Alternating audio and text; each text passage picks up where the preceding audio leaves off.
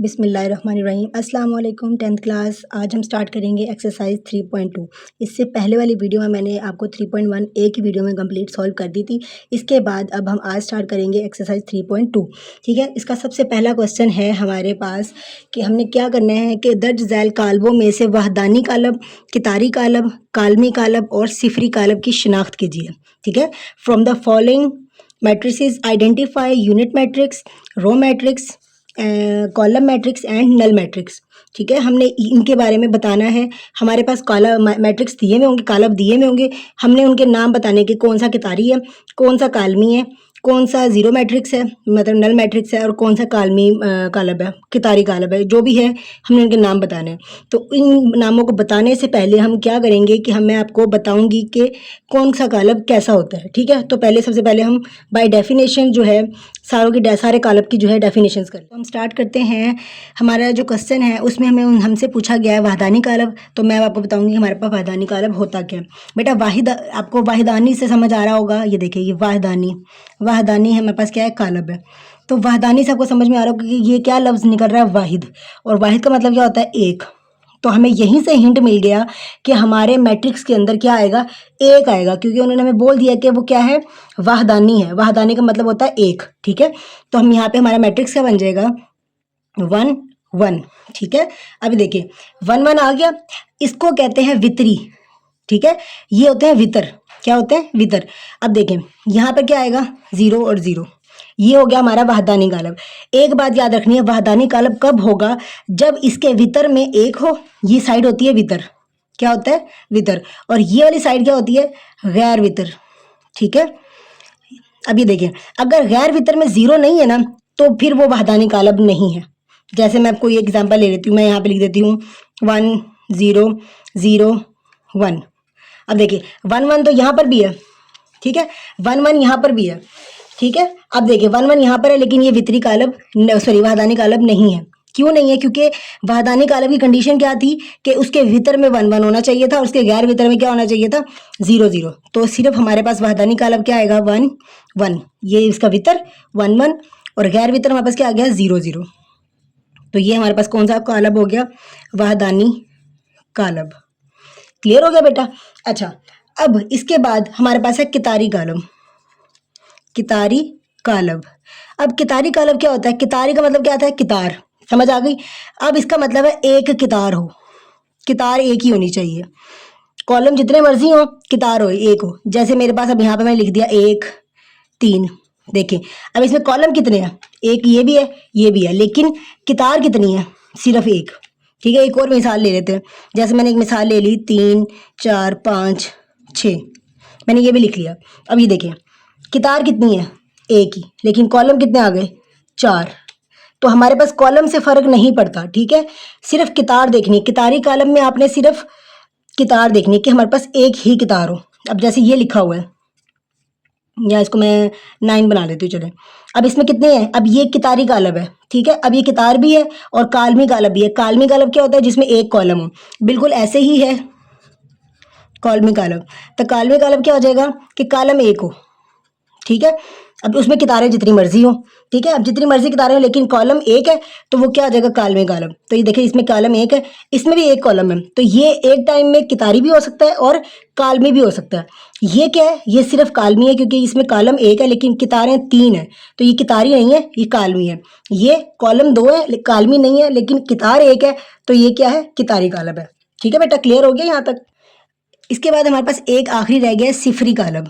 क्या रह गया, सिफरी कालब। सिफरी कालब का मतलब होगा कि जितने भी एलिमेंट्स है वो सारे क्या हो, सिफर हो, चाहे कोई भी हो। जैसे मैंने अब यहाँ पे ये ले लिया तो 0 0 है, तो ये भी सिफरी कालब है। मैंने ये 0 ले लिया है, तो ये भी सिफरी है। अब ये सिफरी भी है, ठीक है, ये कितारी भी है, ठीक है, और ये कालमी भी है।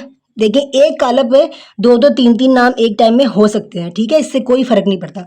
ठीक है बेटा, अब आपको मेरे ख्याल से क्लियर हो चुका होगा। सिफरी कालब क्या कौन से होते हैं, जिसके तमाम रुकन जो है ना वो सिफर हो, तमाम एलिमेंट्स उसके क्या होंगे, सिफर होंगे, 0 होंगे। कालमी कालब कौन सा होगा, जिसका एक ही कॉलम होगा। ठीक है, रोज जितनी मर्जी हो, मतलब कितारें जितनी मर्जी हो, लेकिन क्या हो, कालम एक ही हो। चलिए अब हम देखते हैं कितारी कालब को रिवाइज कर लेते हैं। कितारी कालब क्या होता है कि जिसमें सिर्फ एक ही कितार हो।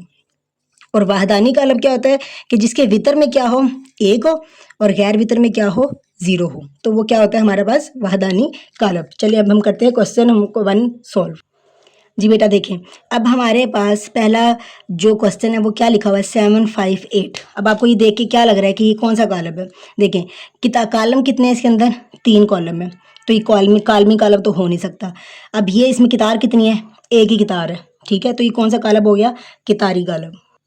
जी, तो दूसरा क्वेश्चन हमें क्या कहता है कि ये सिफर हमारे रुकन क्या है, सिफर दिया हुआ है, तो ये क्या हो गया, सिफरी कालम। ठीक है, सबसे पहले ये सिफरी कालम है, लेकिन अगर उसके बाद सिफरी कालम का हमारे पास अगर ऑप्शन ही ना हो तो हमारे पास ये क्या होगा, कितारी कालम भी हो जाएगा। लेकिन अगर सिफरी भी हो, नहीं हो ऑप्शन में, कितारी भी नहीं हो, तो ये फिर ये क्या हो जाएगा, कालमी कालम भी हो जाएगा, क्योंकि इसमें कॉलम भी एक ही है।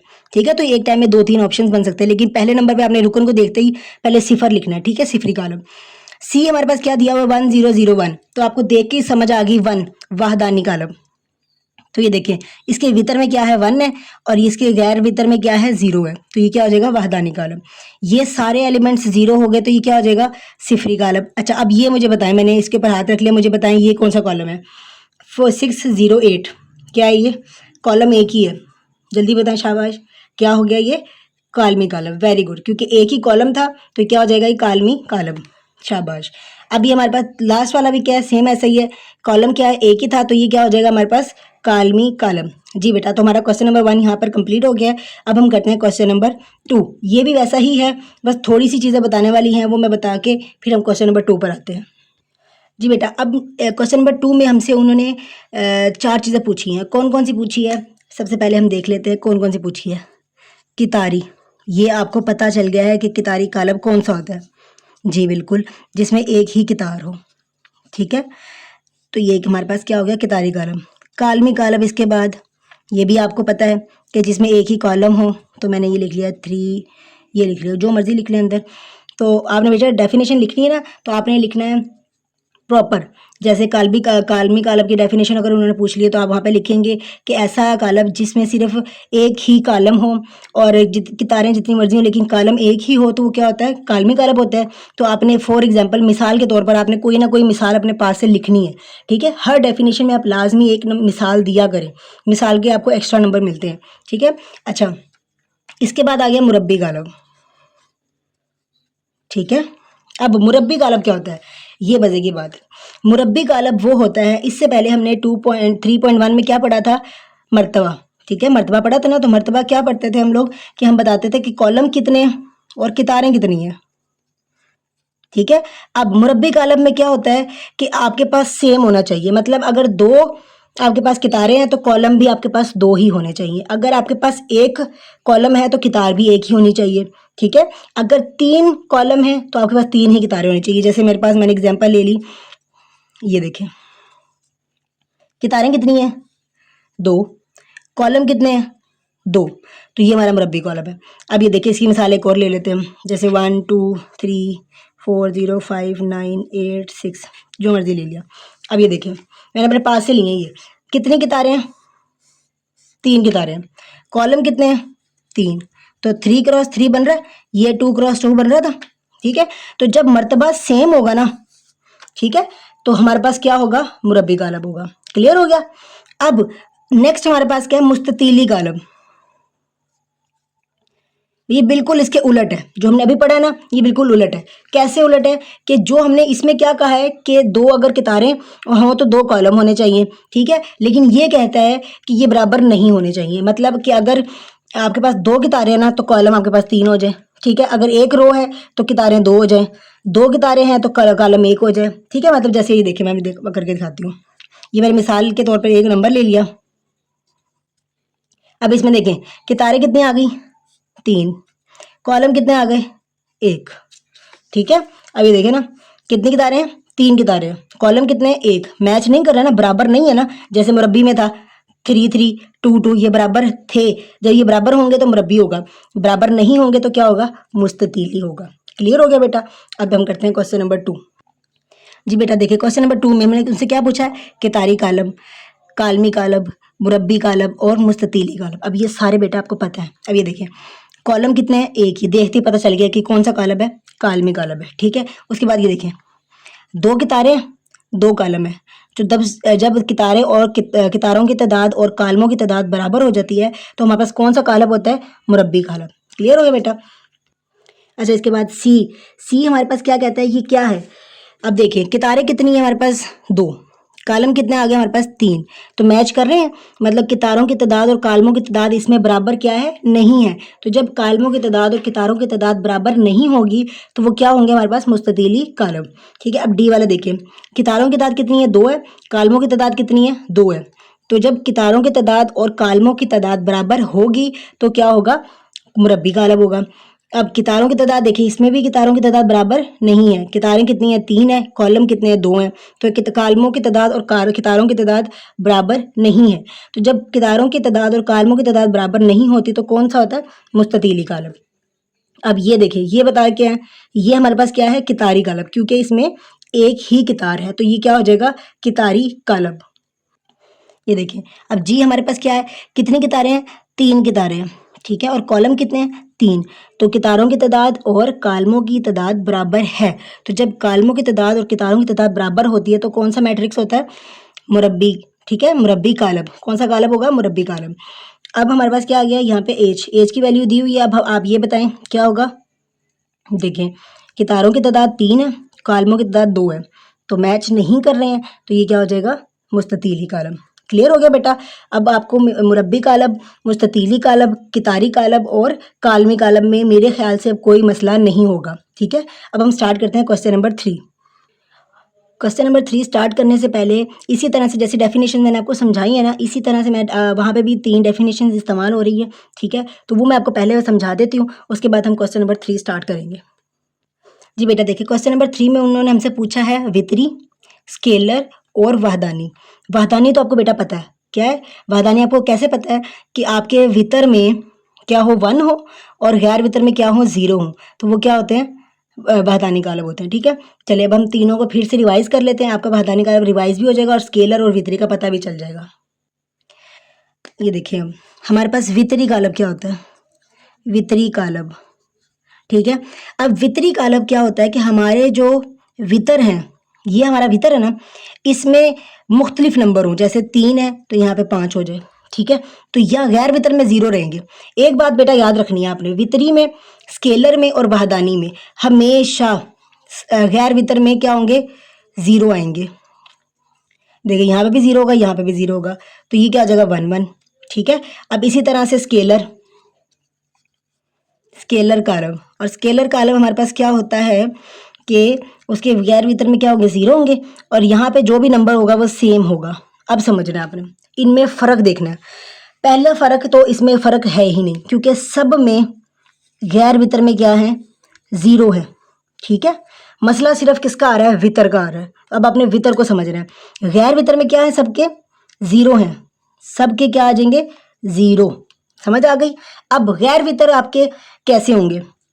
वहदानी का तो पता चल गया आपको कि वहदानी में क्या होगा? 1 1 होगा। ठीक है, स्केलर लफ्ज निकला है सेम से। हमने याद रखने के लिए कोई ना कोई टेक्निक बना ली कि हमने कोई टेक्निक रखनी है कि हमें भूले ना, हमें मिक्स ना हो जाए। ठीक है, अभी देखिए स्केलर लफ्ज मैंने किससे निकाला है? सेम का मतलब वो क्या होता है? एक जैसा। क्या मतलब होता है? एक जैसा, सेम, एक जैसा।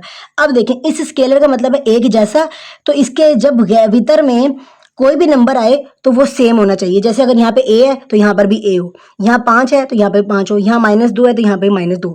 तो जैसे मैंने कोई और एग्जांपल ले ली, मैंने यहाँ पे ले लिया 3। ठीक है, तो यहाँ पे तो 0 है। ठीक है, अब यहाँ 3 है तो यहाँ पे भी 3 होना चाहिए। क्लियर हो गया? ये चीज़ एक जैसी होनी चाहिए।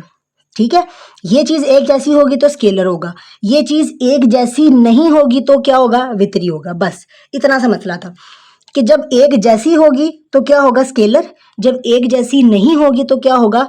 वितरी, और जब सिर्फ 1 1 होगा तो क्या होगा? वहदानी हो जाएगा। क्लियर हो गया बेटा? अब हम करते हैं क्वेश्चन नंबर 3। ये देखिए, हमारे पास क्वेश्चन नंबर 1 क्या दिया हुआ है कि ए हमारे पास दिया हुआ है 1 0 0 1। अब देखें, ये तो गैर वितर में 0 आ गए। ठीक है, ये ठीक है। अब इसके वितर में क्या आ गया? 1। जब 1 आएगा तो वो क्या होता है? वहदानी कालम होता है। ठीक है बेटा, याद रहेगा, वहदानी का लफ्ज़ कहाँ से निकला है? वाहिद से, और वाहिद का मतलब होता है एक, और हम कहते हैं ना कि अल्लाह ताला एक है, अल्लाह ताला वाहिद है, तो वाहिद का लफ्ज़ एक से निकला है और एक का मतलब होता है यकता, मतलब एक। ठीक है, आपने अब याद रखना है कि जब भी एक आएगा तो वो क्या होगा, वहदानी गालिब होगा। अच्छा, इसके बाद है बी। अब ये देखिए, इसके गैर वितर में क्या है, ज़ीरो है, सब में ज़ीरो ही रहेगा, सिर्फ गैर हमने वितर में देखना है, वितर में ये एक जैसे हैं। ठीक है, तो जब एक जैसे होते हैं तो क्या होता है, स्केलर गालिब होता है। अब यहाँ देखें, ये एक जैसे हैं नहीं है ना, यहाँ पे डिफरेंट नंबर है, यहाँ 3 है तो यहाँ 0 आ गया। कोई भी डिफरेंट नंबर आएगा तो क्या हो जाएगा, वितरी गालिब हो जाएगा। ये देखिए हम, ये एक जैसे हैं, एक जैसे नहीं है, तो जब एक जैसे नहीं होते तो क्या होता है, वितरी गालिब। और यहाँ देखें, ये एक जैसे हैं, 2 और 2, तो जब ये दोनों एक जैसे हैं तो ये क्या होगा, स्केलर गालिब। बेटा क्लियर हो गया। क्वेश्चन नंबर 3, क्वेश्चन नंबर 2 और क्वेश्चन नंबर 1, इन तीनों क्वेश्चंस में हमारे पास क्या थी, डेफिनेशन थी। हमने डेफिनेशंस के थ्रू क्वेश्चंस बताने थे कि इस मैट्रिक्स का क्या नाम है। ठीक है बेटा, अब मेरे ख्याल से जिस तरीके से मैंने आपको समझाया है, मेरा नहीं ख्याल कि अब आप लोगों को क्वेश्चंस भूलेंगे या अब आपको याद रखने में परेशानी होगी। ठीक है, अब हम स्टार्ट करते हैं क्वेश्चन नंबर 4।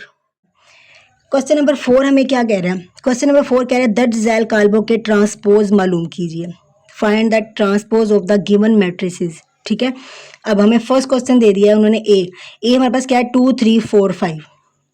ठीक है, अब तरफेन का ट्रांसपोज लेने से, अब आप इंग्लिश मीडियम वाले जो बच्चे होंगे वो लिखेंगे taking transpose on both side. ठीक है, taking transpose on both side. तो ये हमारे पास क्वेश्चन दिया हुआ था ए, ये ए, इसके ऊपर और ट्रांसपोज को शो किससे करते हैं हम, स्मॉल टी से। किसे करते हैं, स्मॉल टी से। तो ए के ऊपर भी स्मॉल टी लगा दिया हमने, इसके ऊपर भी स्मॉल टी लगा दिया। अब ट्रांसपोज होता क्या है, ट्रांसपोज होता है कि हम रोज को कॉलम बना दें या कॉलम को हम रोज बना दें। ठीक है, अब ये देखिए मेरे पास ये, मैंने जब इसका ट्रांसपोज लेना था तो ये क्या थी, कितार थी। ठीक है, 2 3 ये कितार थी, तो मैंने इसको यहाँ पे कॉलम बना दिया। ये देखें, ये 2 3 क्या बन गया, कॉलम बन गया। ये 4 5 क्या थी, कितार थी, इसको मैंने क्या बना दिया, कॉलम बना दिया। सब बात समझ में आई है कि आपने सिर्फ ट्रांसपोज का मतलब होता है तब्दील करना। तरफ जो है हमारी कितारें हैं उनको कालमों में तब्दील कर देने को क्या कहते हैं, ट्रांसपोज कहते हैं। Change rose into matrices, sorry change rose into columns is called transpose. ठीक है, तो हमने ट्रांसपोज को चेंज कर दिया, रोज को हमने क्या बना दिया, कॉलम बना दिया, तो हमारा ट्रांसपोज का ये इतना आंसर आ गया। ठीक है, क्लियर हो गया।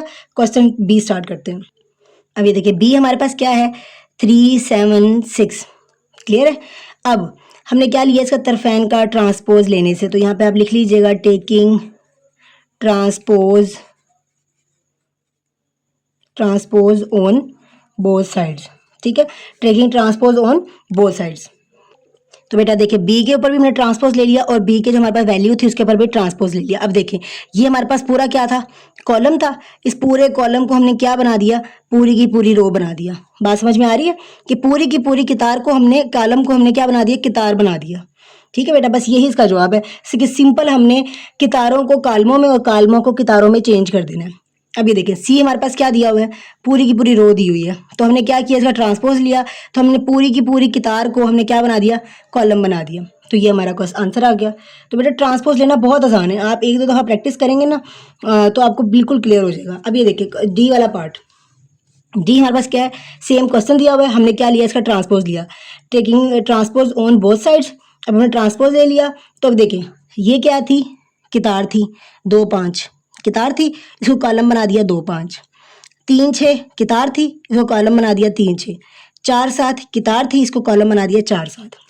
क्लियर हो गया बेटा। ये क्वेश्चन नंबर जो 4 था इसमें हमने सिर्फ फाइंड क्या करना था, ट्रांसपोज फाइंड करना था। और ट्रांसपोज फाइंड करना बहुत आसान है, सिर्फ आपने क्या करना है कि आपके पास जो कितारें दी हुई हैं उनको कॉलम बना दें, और अगर कॉलम दिए हुए हैं तो उनको कितारें बना दें। ये आपके ऊपर डिपेंड करता है, किसी पे कोई रिस्ट्रिक्शन नहीं है कि कॉलम को चेंज नहीं करना कितारों में, कितारों को चेंज नहीं करना कॉलम में। आप जिस तरह से मर्जी करें आंसर सेम ही आएगा। ठीक है, तो कितारों को कॉलम बना दे या कॉलमों को कितारें बना दे, तो आपका क्वेश्चन ट्रांसपोज निकलना आपको आ जाएगा। अब हम स्टार्ट करते हैं क्वेश्चन नंबर 5।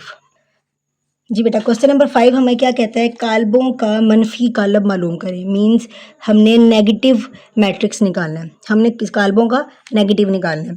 तो ये तो सिंपल है बहुत ज़्यादा। मैंने आप लोगों को 9th क्लास में भी सिखाया था कि हम लोगों ने नेगेटिव का मतलब क्या होता है, कि हम लोगों ने सिंपल उनके साइन चेंज कर देने होते हैं। कि अगर पॉजिटिव हमारे पास कोई चीज़ है तो उसको हमने नेगेटिव बना देना है, और अगर हमारे पास कोई नेगेटिव चीज़ है तो उसको हमने पॉजिटिव बना देना है। बस एक नंबर है 0, वो पॉजिटिव इंटीजर होता है, वो कभी भी नेगेटिव नहीं हो सकता, ठीक है। तो उसके साथ हमेशा कोई का साइन आता ही नहीं है, वो ऐसे ही सिंपल रहता है 0। फर्स्ट क्वेश्चन हमारे पास आ गया है। ए हमारे पास क्या है -3056। तो हमने क्या किया, मनफी कालब लिया उसका नेगेटिव मैट्रिक्स, तो हमने माइनस से मल्टीप्लाई कर दिया, इधर से माइनस से मल्टीप्लाई किया और इधर भी माइनस से मल्टीप्लाई कर दिया, ठीक है। अब ये देखिए, जब ये माइनस से मल्टीप्लाई हुआ तो ये -3 था, तो ये क्या हो गया, +3 हो जाएगा, ठीक है। तो यहाँ पे क्या आ जाएगा 3, +3। ये 0 तो चेंज नहीं हो सकता, 0 वैसे का वैसे ही रहेगा। और ये +5 है तो ये क्या हो जाएगा, -5 हो जाएगा। और ये +6 है तो ये क्या हो जाएगा, -6। क्लियर हो गया बेटा, यही आपका आंसर है। तो मुझे सिर्फ और सिर्फ नेगेटिव फाइंड करना था। ये देखें बेटा, नेगेटिव निकाल लिया हमने मैट्रिक्स का, तो हमारे पास आंसर आ गया। इसी तरह से बी हमारे पास दिया हुआ है, ये हमने इसका नेगेटिव निकाला, माइनस से उसको मल्टीप्लाई कर दिया, तो ये वैसे का वैसे ही रह गया। ये इसका मल्टीप्लाई हुआ तो ये क्या हो जाएगा, ये जो नेगेटिव था पॉजिटिव हो गया, पॉजिटिव था नेगेटिव हो गया, नेगेटिव था पॉजिटिव हो गया, पॉजिटिव था ये नेगेटिव हो गया। क्लियर हो गया बेटा। सिर्फ आपने क्या करना है, साइन चेंज करने हैं। साइन चेंज करेंगे, जो जमा की कीमत है उसको माइनस बना दे, जो माइनस की कीमत है उसको जमा बना दे। अब हमारे पास ये आखिरी क्वेश्चन रह गया, क्वेश्चन नंबर 5 का लास्ट पार्ट। सी हमारे पास ये आ गया, वही हमने किया, मनफी कॉलम माइनस से मल्टीप्लाई किया इधर भी और इधर भी, ठीक है। तो अब ये वाला वैसे का वैसे ही रह गया। ये जब माइनस अंदर मल्टीप्लाई हुआ तो सारे साइन चेंज हो गए। ये नेगेटिव था पॉजिटिव हो गया, ये पॉजिटिव था ये नेगेटिव हो गया, ये पॉजिटिव था ये नेगेटिव हो गया, ये नेगेटिव था ये पॉजिटिव हो गया। तो बेटा आपको अब मनफी कॉलम निकालना आगे है। ये हमारा क्वेश्चन नंबर 5 था जो यहाँ पे कंप्लीट हो गया। अब हम स्टार्ट करेंगे क्वेश्चन नंबर 6। जी बेटा, ये देखें, ये हमारे पास क्या है, क्वेश्चन नंबर 6। क्वेश्चन नंबर 6 क्या कहते हैं कि अगर आपके पास ए इसके बराबर है और बी इसके बराबर है, ठीक है, तो आपने साबित करना है, तस्दीक करनी है कि जब अगर हम ए का ट्रांसपोज का दोबारा ट्रांसपोज लें तो आंसर किसके बराबर आना चाहिए, ए के। क्लियर हो गया, ये हमने साबित करना है। तो हमने साबित करने के लिए क्या किया कि हम लेफ्ट हैंड साइड लेंगे, ठीक है। हमने लेफ्ट हैंड साइड का आंसर निकालना और फिर चेक करना कि वो ए के बराबर आ रहा है या नहीं आ रहा है, ठीक है। तो सबसे पहले हमने क्या लिया, ए ले लिया, ठीक है। ये ए आ गया हमारे पास 2 3 4 5, ठीक है, 2 3 4 5 हमने ले लिया। अब इसका हमने क्या लेना था, ट्रांसपोज, क्योंकि हमने यहाँ पे 2 दफ़ा ट्रांसपोज लेना है। तो पहला ट्रांसपोज हम ले लेते हैं। हम क्या लिखेंगे, तरफैन का ट्रांसपोज लेने से taking transpose on both sides. English medium वाले बच्चे लिख लें taking transpose on both sides. तो हम यहाँ पर इसके ऊपर भी ट्रांसपोज लेंगे और इसके ऊपर भी ट्रांसपोज लेंगे। तो देखिए हमने ट्रांसपोज ले लिया। जब ट्रांसपोज ले लिया तो ये वैसे का वैसे ही आ गया। अब ट्रांसपोज लेने का मतलब क्या था, हमने पहले भी पढ़ा है कि रोज को कॉलम बना देना है। तो ये क्या है, 2 3 था तो इसको हमने क्या बना दिया, कॉलम बना दिया। ये 4 5 क्या थी, कितार थी, इसको हमने क्या बना दिया, कॉलम। तो हमने ए ट्रांसपोज निकाल लिया। अब हमने दोबारा ट्रांसपोज लेना है, क्योंकि उन्होंने कहा है कि हमने साबित करना है कि ए के ट्रांसपोज का होल ट्रांसपोज, मतलब दोबारा ट्रांसपोज लेंगे तो हमारा वो आंसर ए के बराबर आएगा। तो हमें 2 ट्रांसपोज चाहिए थे, इसलिए हमने क्या लिखा, दोबारा तरफैन का ट्रांसपोज लेने से, ठीक है। आप लिखेंगे again taking transpose on both sides. क्या लिखेंगे, again taking transpose on both sides, ठीक है। अब हमने इसके साइड पे भी ये देखें, ये था हमारे पास ये ए ट्रांसपोज, इसके ऊपर हमने क्या ले लिया, ट्रांसपोज, और ये था और इसके ऊपर भी क्या ले लिया हमने, ट्रांसपोज। ये वैसे का वैसे ही आ जाएगा। अब ये देखिए, कॉलम हमारे पास कितार थी तो क्या बन गया, ये कॉलम, ये कितार थी तो ये क्या बन गया, कॉलम। तो अब ये चेक करें, ये किसके बराबर है, ए के बराबर है। किसके बराबर है, 2 3 4 5, ये हमारे पास सवाल दिया हुआ था ना, किसके बराबर था, ये ए के बराबर। तो अब हमारे पास साबित हो गया। राइट हैंड साइड हमारे पास क्या थी, ए 2 3 4 5, तो ये देखो दोनों बराबर हो गए, 2 3 4 5 4 5, तो ये बराबर हो गए हैं। तो हमने, इसका मतलब है कि अगर हम किसी भी नंबर का 2 दफ़ा ट्रांसपोज लेंगे तो वो वापस वही चीज़ वापस आ जाएगी जो सवाल में थी। तो बस साबित हो गया कि ए के ट्रांसपोज का जब दोबारा ट्रांसपोज लेंगे तो वो किसके बराबर होगा, ए के वापस आ जाएगा, ठीक है। इसी तरह से हम क्वेश्चन नंबर इसका सेकेंड पार्ट भी देख लें कि बी के ट्रांसपोज का जब हम दोबारा ट्रांसपोज लेंगे तो वो बी के बराबर आएगा। तो ये देखें, हमारे पास हमने लेफ्ट हैंड साइड ले ली, ठीक है। जब लेफ्ट हैंड साइड हमने साबित करनी है ना, तो लेफ्ट हैंड साइड लेने के लिए हमने पहले क्या किया, बी लिया, और बी का हमने क्या ले लिया, ट्रांसपोज, ठीक है। ट्रांसपोज लिया तो बी के ऊपर ट्रांसपोज आ गया, इसके ऊपर भी ट्रांसपोज आ गया, इसके ऊपर भी ट्रांसपोज आ गया, ये देखें, ठीक है। अब हम सॉल्व करेंगे, जब ट्रांसपोज को हल करेंगे तो टी खत्म हो जाता है। ये तो वैसे का वैसे ही रहेगा, लेकिन यहाँ से टी खत्म हो जाएगा। कब खत्म होगा? जब हम इसको चेंज कर देंगे। किसमें? कितारों को कॉलम में, इस कितार को कॉलम में। ये चेंज हो गया तो अब टी खत्म हो गया यहाँ से, ठीक है। अब हमने क्या करना है? दोबारा ट्रांसपोज लेना है। Again taking transpose on both sides, ठीक है। इंग्लिश मीडियम वाले बच्चे लिख लें, again taking transpose on both sides. तो अब हम इसका दोबारा ट्रांसपोज लेंगे, इसके ऊपर भी हम दोबारा ट्रांसपोज ले लेंगे और इसका ट्रांसपोज भी ले लेंगे, ठीक है। तो देखिए हमने ट्रांसपोज ले लिया। अब ये वैसे का वैसे ही साथ ही आ गया। अब इस कितार को हमने क्या बना दिया? कॉलम बना दिया। इस कितार को भी हमने क्या बना दिया? कॉलम बना दिया। क्लियर हो गया? तो जब हमने कॉलम बनाया तो अभी जाके चेक करें कि ये हमारा किसके बराबर था? बी के। अब हमने राइट हैंड साइड भी निकाल ली। देखिए राइट हैंड साइड की हमारे पास क्या थी? बी। और बी हमारे पास क्या है? सवाल आपको दिया हुआ है 7 6 5 8। तो ये बेटा मैच कर रहा है 7 6 5 8 और ये 5 8। तो लेफ्ट हैंड साइड किसके बराबर हो गई? राइट हैंड साइड के। बस साबित हुआ कि left hand side is equal to right hand side. ये हमने साबित कर लिया। अब हम स्टार्ट करते हैं क्वेश्चन नंबर 7। बेटा आप लोगों मेरे ख्याल से क्वेश्चन साथ साथ क्लियर हो रहे होंगे। अगर नहीं भी बेटा आपको क्लियर हो रहे हैं तो आप पूछ सकते हैं, ठीक है। आपको कोई रिस्ट्रिक्शन नहीं कि आपने पूछना नहीं। आपको जहाँ से समझ नहीं आ रही ना बेटा, फ्रीली आप लोग आराम से पूछ सकते हैं कि मैं आपको इंशाल्लाह ज़रूर इसके ऊपर वीडियो भी बना दूंगी, या अगर आपके कमेंट सेक्शन में इसका जवाब दे सकी तो मैं कमेंट सेक्शन में बता दूंगी, ठीक है।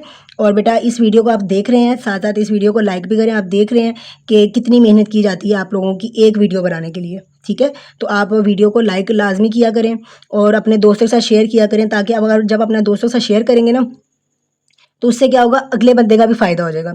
जब उसका फ़ायदा होगा तो इनडायरेक्टली आपको नेकी तो मिल ही रही होगी, ठीक है, और उसका भी फ़ायदा हो जाएगा, ठीक है। और आपको भी क्या हो जाएगा कि आप को रिवीजन का मौका मिल जाएगा कि आप दोबारा 2-3 दफ़ा पढ़ सकेंगे, ठीक है। चलिए अब हम स्टार्ट करते हैं क्वेश्चन नंबर 7। क्वेश्चन नंबर 7 हमारा इस एक्सरसाइज का लास्ट क्वेश्चन है। हमारी यहाँ पे 3.2 कंप्लीट हो जाएगी। चलिए ये क्या कहता है? ये इंपॉर्टेंट है बेटा, ठीक है। ये शॉर्ट क्वेश्चन में लाजमी आ सकता है। क्वेश्चन नंबर 7 हम क्या कहता है कि साबित करें कि जो एल है आपके पास, ये चीज़ दी हुई है, ये एक सिमेट्रिक कालब है, ठीक है।